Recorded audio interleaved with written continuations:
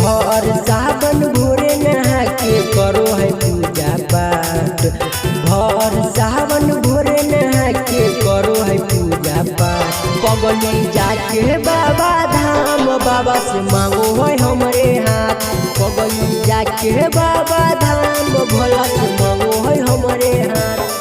अरे कतन समझलिए बाकी मानो है नहीं बात। अरे कतन समझलिए बाकी मानो है नहीं बात। पगली जाके बाबा धाम बाबा से मांगो है हमरे हाथ। पगली जाके बाबा धाम भोला से मांगो है हमरे हाथ।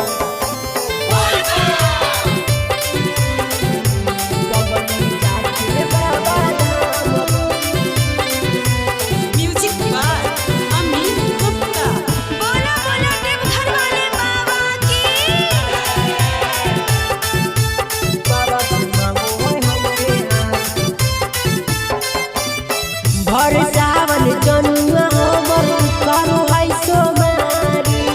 भूखले पिया चल जा है भोला के जुआरी। भर सावन जनुआ हमर करो है सोमारी। भूखले पिया चल जा है भोला के जुआरी। बोलब हम बोलत जा है नहीं हारो है कबो बोलत जा है नहीं हारो है कबो पगली जाके बाबा धाम बाबा से मांगो है हमरे हाथ। पगली जाके बाबा धाम भोला से मांगो है हमरे हाथ।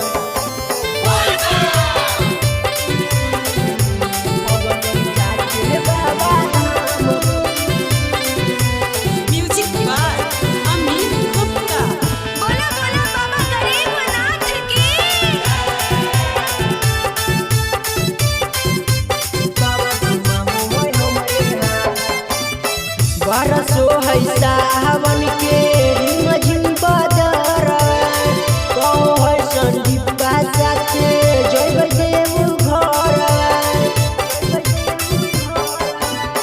बरसो है सावन के रिमझिम बदरा। कहो है संदीप बासा के जय देव घर। अरे कहो है सबके दुखवा हरो हथिन भोलेनाथ। अरे कहो है सबके दुखवा हरो हथिन भोलेनाथ। पगली जाके बाबा धाम भोला से मांगो है हमरे हाथ। पगली जाके बाबा धाम भोला से